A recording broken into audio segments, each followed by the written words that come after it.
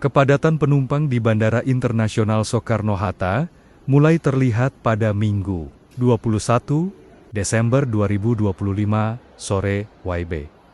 Diprediksi, hari ini merupakan puncak arus mudik Natal dan Tahun Baru, Nataru 2026. Pantauan Enus Media Group di lokasi. Bandara Suta hari ini cukup dipadati oleh penumpang. Kepadatan yang cukup menonjol terlihat di Terminal 2 dengan rute penerbangan domestik. Sementara Terminal 3 cukup ramai penumpang yang lalu lalang, namun tidak begitu padat. Tak heran jika kepadatan penumpang terlihat pada hari ini. Pelaksana tugas sementara Assistant Deputy Communication and Legal Bandara Soekarno-Hatta, Trisna Wijaya, menyebut puncak arus libur Natal 2025 terjadi pada hari ini. Dia menjelaskan bahwa pergerakan yang terjadi pada hari ini mencapai 1.146 penerbangan dan 194.269 penumpang. Jumlah tersebut disebutnya meningkat jika dibandingkan dengan periode sebelumnya. Puncak arus libur Natal 2025 diperkirakan terjadi pada 21 Desember 2025 dengan pergerakan mencapai 1.146 penerbangan dan 194.269 penumpang atau meningkat 1,6% dibandingkan periode yang sama tahun sebelumnya, kata Trisna dalam keterangan yang diterima Enus Media Group, Minggu, 21 Desember 2025. Perjalanan kali ini pergerakan secara keseluruhan diperkirakan sebesar 119,5 juta orang gerakan. Untuk kereta api nanti secara detail akan disampaikan oleh Dirut KAI, namun harapannya bahwa kita bisa melayani seluruh masyarakat.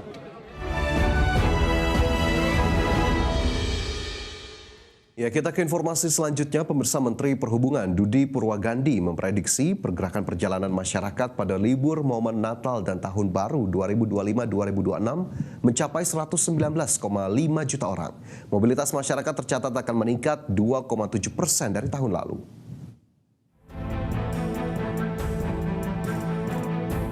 Menteri Perhubungan Dudi Purwagandi memimpin apel-apel gelar pasukan posko Natal dan Tahun Baru 2025-2026.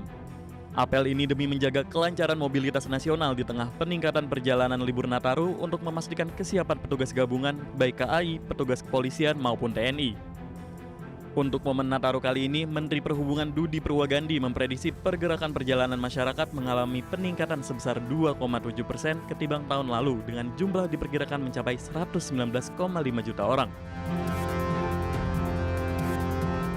Mengantisipasi adanya kendala selama perjalanan, Menteri Perhubungan telah melakukan mitigasi bersama stakeholder terkait dengan menyiapkan peralatan dan sumber daya manusia yang ditempatkan di titik-titik rawan bencana.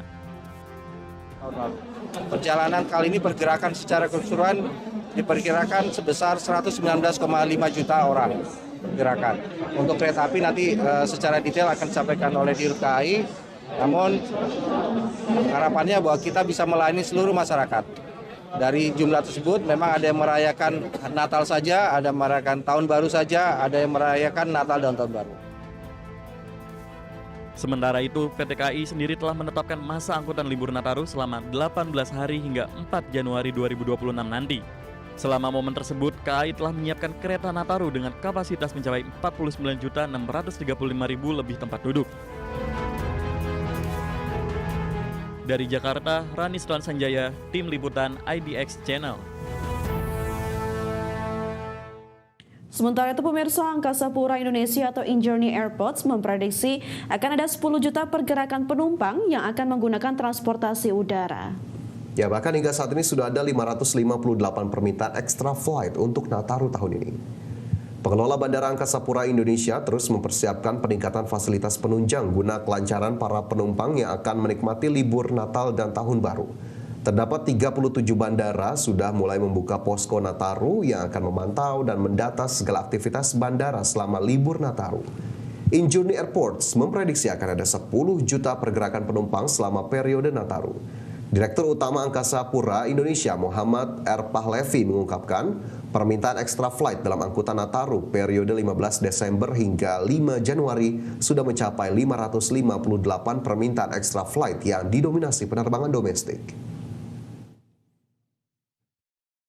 Kuala Namu seperti Joglo Semar ya, Jogja, Semarang, Solo, JIA, dan timurnya Ujung Pandang ya. Kalau internasionalnya memang seperti tahun-tahun sebelumnya, Singapura menjadi favorit, Malaysia, Kuala Lumpur menjadi favorit. Tapi untuk di kita memang Kuala Namu, Bali itu menjadi satu destinasi yang favorit.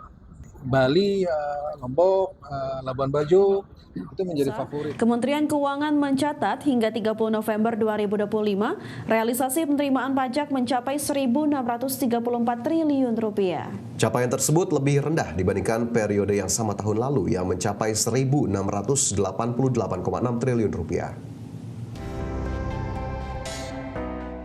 Kementerian Keuangan mencatat hingga 30 November 2025 realisasi penerimaan pajak mencapai 1.634 triliun rupiah atau 78,7% dari target APBN sebesar 2.076,9 triliun rupiah. Capaian tersebut lebih rendah dibandingkan realisasi pada periode yang sama tahun lalu yang mencapai 1.688,6 triliun rupiah. Dari sisi jenis pajak, PPh Badan terrealisasi sebesar 263,58 triliun rupiah, turun 9% secara tahunan. Sementara itu, PPh orang pribadi dan PPh pasal 21 tercatat sebesar 218,31 triliun rupiah, terkontraksi 7,8% secara tahunan. Adapun PPN dan PPNBM tercatat sebesar 660,77 triliun rupiah, terkontraksi 6,6% secara tahunan. Hingga November 2025, penerimaan pajak lainnya mencapai 186,33 triliun rupiah atau tumbuh 21,5%. Penerimaan ini berasal dari setoran sementara wajib pajak yang nantinya akan diklasifikasikan ke dalam PPh atau PPN setelah pelaporan SPT. Kalau kita lihat untuk PPh Badan di November ini kita lihat di brutonya positif, seperti halnya bulan lalu, tapi secara neto juga ada restitusi, sehingga dia masih juga negatif.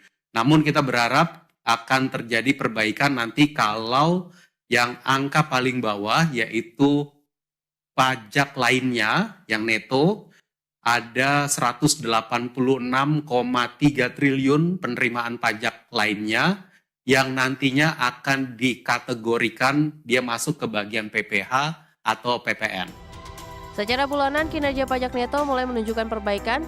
Pada November 2025, pajak neto tumbuh 2,5% secara month-on-month atau membaik dibandingkan Oktober 2025 yang hanya tumbuh 0,7% dan Agustus 2025 yang sempat mencatat kontraksi. Dari Jakarta, Tim Liputan, IDEX Channel.